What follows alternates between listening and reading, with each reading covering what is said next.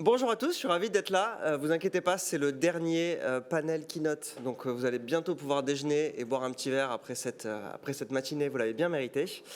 On avait un avant-dernier, pardon. Je vais vous parler de plusieurs choses assez rapidement, notamment je crois que le titre était sur l'internationalisation, donc on va en parler. Je vais vous expliquer, donc je suis le CEO France de Lovis, qui est une insurtech à la fois B2C et B2B2C, et qui a l'ambition de devenir le Revolut de l'assurance en Europe. Et je vais vous expliquer comment on pense en arriver là. Mais avant, je me suis dit que ça serait intéressant, vu que, comme disait madame, on est un petit peu entre nous, insurtech, start-up, assurance.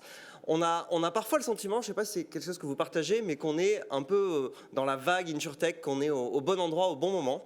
Et donc je me suis dit, est-ce que c'est vrai? Regardons un petit peu les données et voyons si ça se confirme un peu notre intuition. Spoiler, il n'y a pas besoin de changer de métier, je pense qu'on est au bon endroit. Alors, si on regarde déjà un petit peu en termes de bloc géographique, finalement on voit que l'Europe, si on regarde l'investissement en capital risque, qui peut être un proxy pour l'investissement dans les startups, finalement l'Europe est 3 fois inférieure aux States et bien en dessous de la Chine. Ce qui évidemment se traduit dans le nombre de licornes. À l'époque, je crois que c'était juin 2020, on avait que 5 licornes. Donc on peut se dire, bon, finalement, il vaut mieux aller dans la Silicon Valley, monter une insurtech. Sauf que finalement, quand on regarde un petit peu plus en détail, l'Europe est certes à la bourre, mais elle accélère, et elle accélère énormément. On voit l'investissement dans les startups a doublé depuis l'année dernière. Le UK, d'ailleurs, c'est intéressant. On a tendance à les oublier un peu depuis le Brexit, mais nos amis anglais représentent quand même plus que tout le reste de l'Europe combiné, enfin en dehors de la France. Donc, non seulement l'Europe était finalement pas si loin de la Chine, mais elle a doublé l'année dernière. Donc, c'est plutôt un bon endroit, une bonne zone géographique dans laquelle être. Et si on regarde maintenant, si on zoome, une fois qu'on a regardé le macro, dans quelle startup, si demain je veux monter une startup, dans quel domaine je devrais être? Et là, on se dit qu'on a bien choisi parce que les fintech sont non seulement le secteur le plus important en termes de montant investi, mais aussi un de ceux en tout cas, qui est en plus forte croissance. Donc finalement, si on résume tout ça, on dit, si je veux monter une boîte, je veux être en Europe, je veux être plutôt start-up et plutôt fintech. Pour l'instant, ça commence bien. Et notamment, si on zoome sur l'insurtech, ça, c'est nos amis de JP Morgan qui ont fait ces analyses que je trouve assez intéressantes. On voit que le secteur grandit à peu près de 30% par an et ils s'attendent à ce que ça s'accélère même depuis 2014. Et je pense que ce qui est le plus important, c'est finalement ça. On voit que l'Europe, qui représente 37%, on s'attend à ce que l'Europe devienne, au niveau des insurtech, la première puissance mondiale, entre guillemets, en 2024. Donc on se dit qu'on ne s'est pas trompé. Et quand on regarde la France, évidemment, vous connaissez tous ça, on est passé de 5 licornes à 21 licornes en moins d'un an, ce qui est assez exceptionnel. Je ne pense pas qu'il y ait d'autres pays qui soient allés aussi vite, aussi fort. Ça tient à un certain nombre de choses, évidemment. Tout l'investissement du gouvernement via la French Tech, BPI, on voit BPI a fait 70 deals quand le deuxième a fait 20 deals, donc on voit vraiment cette accélération au niveau de l'investissement. Et ce qui est intéressant là-dedans, c'est que dans toutes ces très belles startups françaises, il n'y a que 2 insurtech qui sont Shift et Alan. Donc finalement, si on résume, on dit on veut être en Europe, on veut monter une startup, on veut monter une fintech, on veut monter une insurtech. Et finalement, la France, c'est peut-être un bon endroit pour commencer pour monter une insurtech. Alors, ça a été discuté en long, en large, en travers ce matin, je ne vais pas y revenir. L'assurance a un problème, je pense qu'on est tous conscients de ce problème. Et l'assurance en a même plusieurs. Un des gros problèmes, c'est finalement la confiance des consommateurs dans l'assurance. C'est un produit, on a l'habitude de dire que c'est un produit que les gens n'aiment pas acheter et détestent utiliser. Ce qui n'est pas facile quand on essaie de le vendre, mettez-vous à ma place. Donc finalement, comment on arrive à rendre l'assurance plus sympa, qui ait plus de confiance? On va même pousser le bouchon chez Lovis pour dire qu'on essaie de rendre l'assurance sexy. Alors ça reste de l'assurance, mais certains ils sont arrivés avec des aspirateurs, donc finalement pourquoi pas l'assurance? On peut y croire. Et en même temps, cette étude que je trouve très intéressante montre qu'en France notamment, donc il n'y a pas de confiance envers les assureurs, mais en même temps, pour les Français, ça devient un peu une commodité. Donc on a envie de la faire de manière digitale. On a envie de déclarer ses sinistres sur son téléphone et on veut des produits innovants et personnalisés. Génial! C'est parfait pour les insurtech. Et puis quand on regarde, il y a moins d'un Français sur 10 qui se déclare prêt à se tourner vers un nouvel acteur du marché. Donc quelque part, c'est un peu bipolaire tout ça. Parce qu'on veut tout personnaliser, simple, digital, mais on veut rester aussi chez notre assureur traditionnel. Finalement, comment on arrive à faire la synthèse de tout ça? C'est ce qu'on essaie de faire chez Lovis. J'avais une petite vidéo, mais malheureusement, il n'y a pas de son. Donc, on a une pub à la télé en ce moment que je voulais vous montrer. Peut-être que certains d'entre vous l'ont vu. Donc, notre réponse chez Lovis, elle est très simple finalement. On fait un produit simple, transparent, personnalisable, sans engagement et évidemment 100% digital. Et non seulement on fait un produit qui a ses caractéristiques, mais on fait une gamme de produits qui a ses caractéristiques. Parce qu'on pense qu'il y a énormément de valeur dans le monde de demain à avoir toutes ces assurances au même endroit. C'est pour ça que dès le début, Lovis a été construit comme une insurtech multiproduit, parce que ça n'a plus aucun sens de dire alors j'ai ma voiture assurée là-bas, mon assurance habitation ici, ah chérie, il y a une fuite d'eau, il est où le papier avec les identifiants, c'est qui déjà qui nous assure la maison? On veut plus. Et nous, non seulement la manière dont on consomme, par exemple, si on prend l'exemple de la musique, avec Spotify, des films, de nos banques en ligne avec les agrégateurs, on veut tout avoir là-dedans. Et donc, on se demande même pourquoi l'assurance n'en est pas encore là. Donc c'est vraiment ce qu'on essaie de créer avec Lovis, quelque chose de simple, tout au même endroit. Et plus nos clients prennent de produits avec Lovis, déjà, on pense qu'il y a énormément de valeur à ce que ça soit facile d'avoir tous les produits au même endroit. Et puis, ils ont également une incitation financière parce qu'on va leur cross-seller d'autres produits. Et donc, plus ils prennent de produits, moins c'est cher. Plus ils invitent des membres de leur famille, un petit peu comme il y a le bandeau Netflix avec toute la famille, il y a toujours un cousin ou une sœur qui vous a gratté ses identifiants qui apparaît.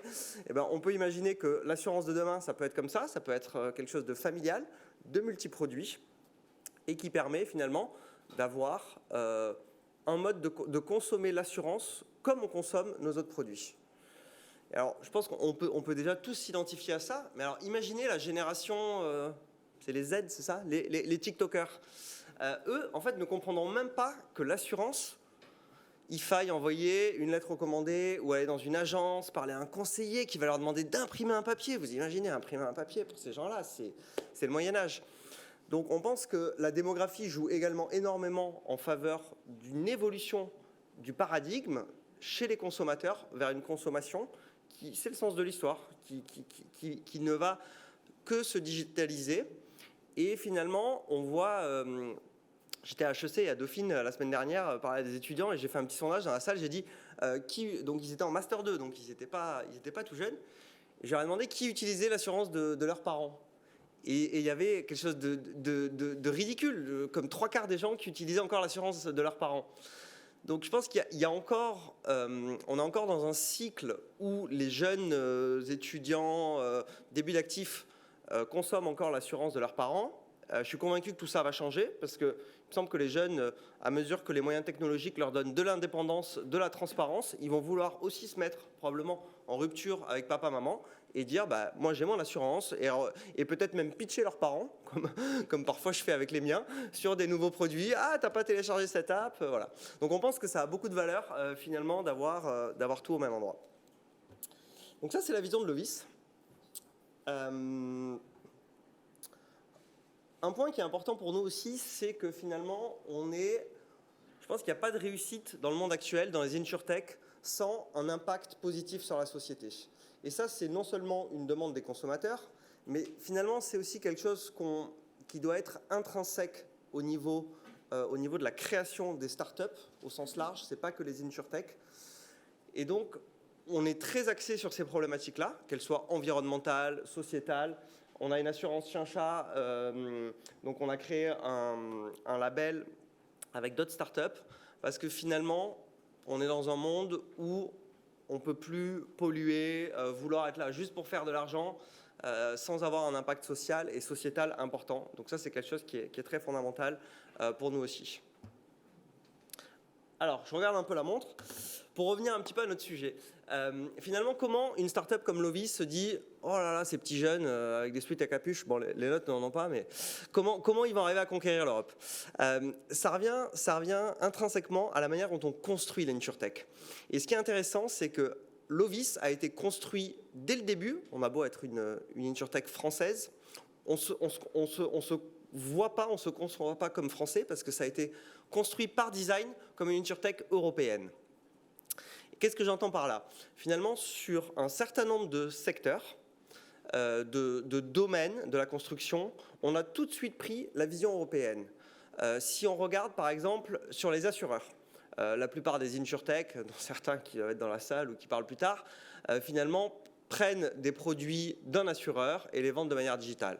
On sait que ça ne marche pas, ça. C'est-à-dire que vendre un produit où tout était écrit à la main et mettre ça dans une page web, ça ne marche pas. Donc nous, on a totalement repensé le produit.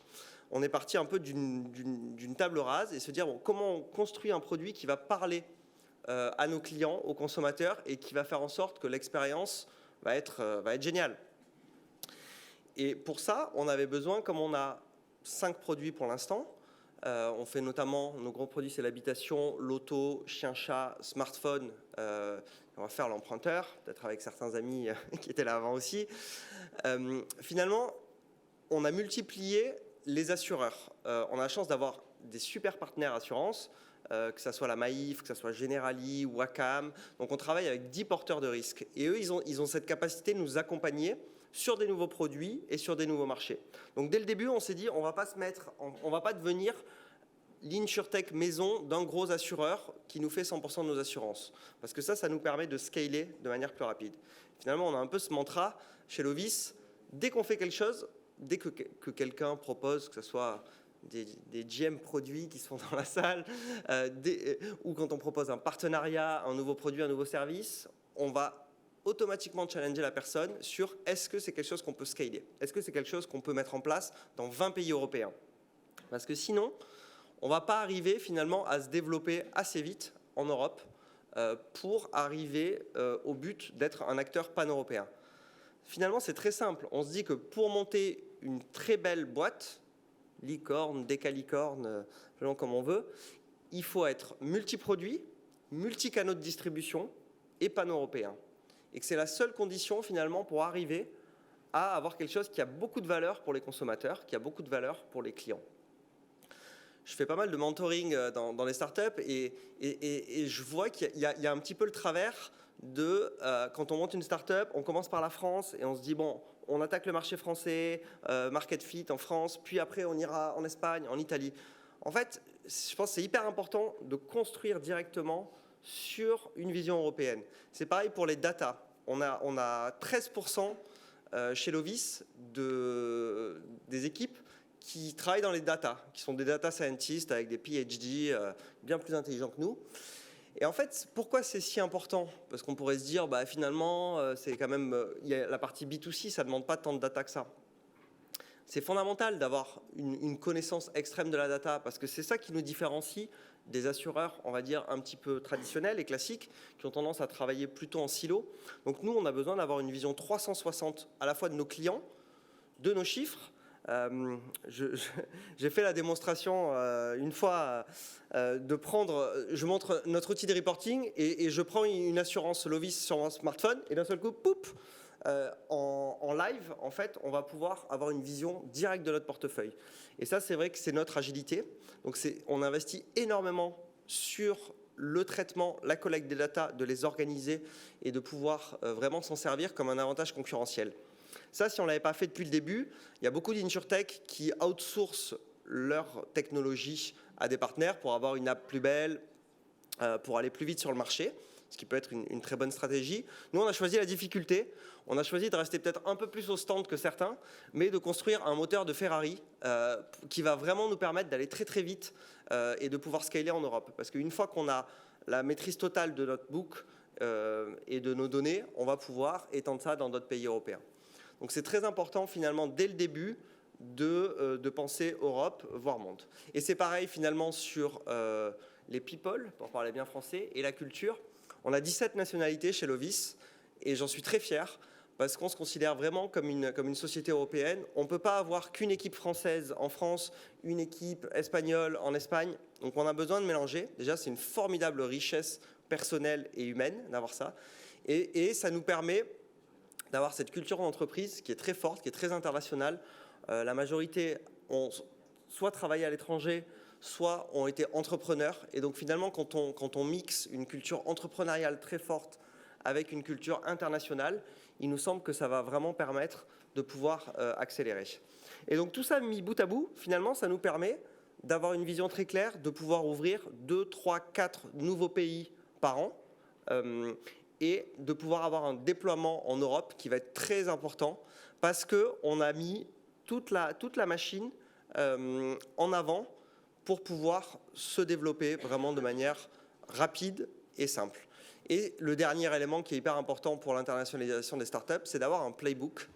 Et comment on a un playbook? Alors, soit on teste et on se casse la gueule et on apprend. Ça nous est arrivé. Donc, on apprend de ses erreurs. On discute aussi beaucoup et, avec des gens de l'industrie. Et dans ce contexte-là, le fait d'être membre de Finance Innovation, d'être avec pas mal de gens qu'on connaît dans l'écosystème, ça nous aide beaucoup aussi d'apprendre des autres. On a une culture vraiment qui est humble chez Lovis. On ne pense pas qu'on sait tout, qu'on a réponse à tout, mais on est très ambitieux. Donc on essaie aussi d'utiliser les expériences des autres pour y arriver. Je sais pas, je vois que Peter arrive, ça m'inquiète. on a le temps pour quelques questions peut-être? Oui, une petite question. Question courte, réponse courte. Une question dans la salle peut-être? Bonjour, Rita Lehmann. Donc, quels sont les pays, vous avez parlé de l'international, quels sont les pays où vous envisagez à se développer? Alors, pour l'instant, je sais que ça c'est une question que les journalistes aiment bien. On est présent pour l'instant en France, en Espagne et au Portugal. On a lancé l'Espagne et le Portugal en plein mois d'août l'année dernière, ce qui n'était pas une mince affaire et ce qui nous a un peu ruiné nos vacances, mais ça valait le coup. Et on va lancer 3 nouveaux pays européens l'année prochaine, qui seront plus côté Est en regardant de la France, dont je ne pourrais pas citer les noms pour des raisons concurrentielles. Vous savez que c'est un marché débile où on se bat tous pour les mêmes pays et la même concurrence. Mais à terme, on veut être présent dans 20 pays et on veut ouvrir 2 à 3 nouveaux pays par an à partir de l'année prochaine. Petite dernière pour la route, il ne regarde pas. Ça marche. Non. Merci à tous. Merci beaucoup.